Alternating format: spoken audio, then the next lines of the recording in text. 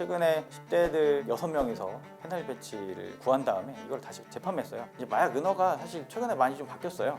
뭐 아이스, 짝대기, 정말 일반인들까지 마약에 지금 노출이 된 상태죠. 절대 마약은 시작조차 하시면 안 됩니다. 안녕하세요. 저는 경찰 공무원 생활을 13년 정도 한 후에 현재는 6년차 변호사로 활동하고 있는 전용환 변호사입니다.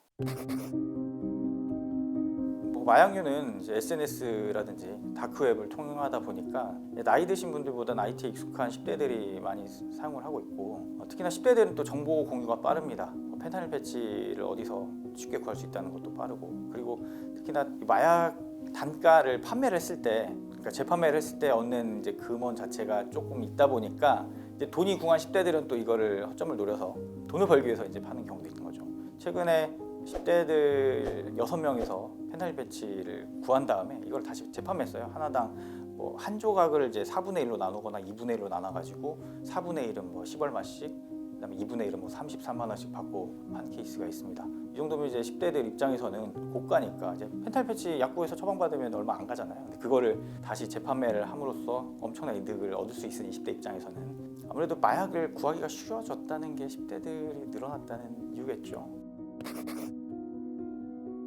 우리나라 소년범 같은 경우는 이제 보호 처분이라는 이제 전과가 남지 않는 제도가 있어요. 이게 왜냐하면 소년 사건 같은 경우는 얘들이 아직은 미숙한 상태고 우리가 선도하고 보호해야 할 대상이라고 보기 때문에 갱생 여지를 많이 줍니다. 그래서 전과 기록 자체를 안 남기려고 소년 재판 절차라는 특례를 우리가 운영을 하고 있습니다. 그럼에도 불구하고 만 14세가 넘으면 이 형사 미성년자는 아니에요. 형사적으로는 충분히 처벌받을 수 있고 그 형사법원에서 전과 기록도 나올 수 있는 나이고, 특히나 마약 범죄가 심각한 그 수준이고 여기에 관여한 게 심각할수록 성인하고 제법된 동일한 처벌을 받을 수 있습니다.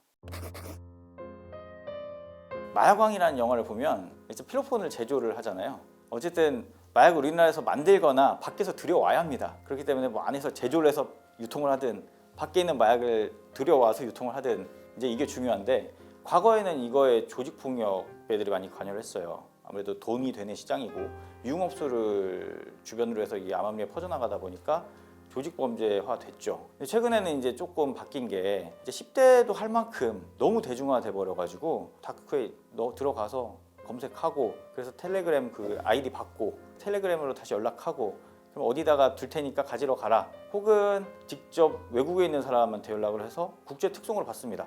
국제 특송으로 받는 게 참 이게 다 걸릴 것 같은데 세관에서 이제 잘 못 잡아내요. 이게 참 안타깝고 인력의 한계가 있는 거고, 그러다 보니까 정말 일반인들까지 마약에 지금 노출이 되는 상태죠.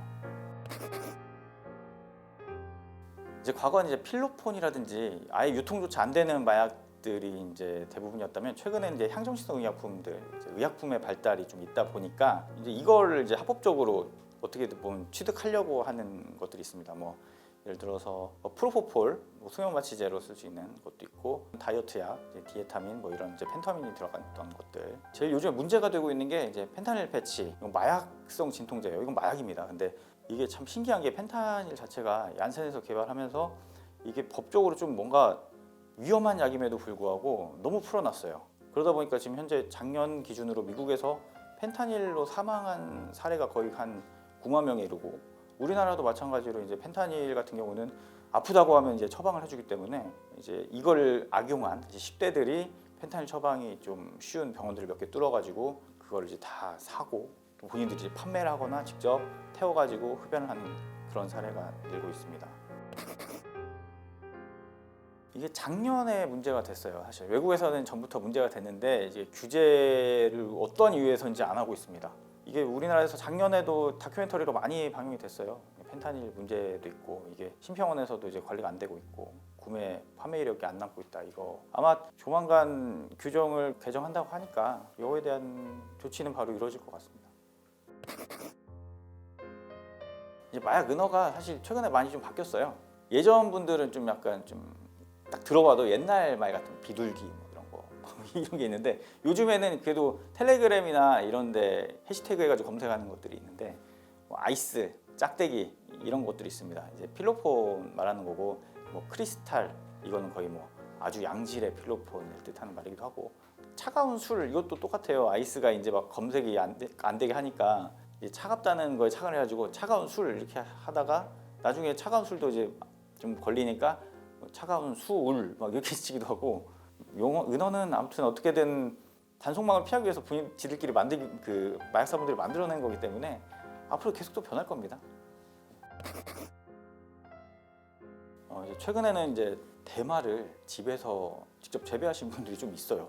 오피스텔에서 뭐 재배를 하거나 아니면 좀 시골 한적한데 집 얻어가지고 하거나 이제 이런 분들이 하는데 다 유튜브에 재배 방법까지 나와 있다 보니까 손쉽게 이렇게 재배까지 하고 있습니다. 이 마약류 제조는 정말 엄격하게 정말 큰 중범죄고 이런 분들은 정말 경각심을 가지셔야 돼요.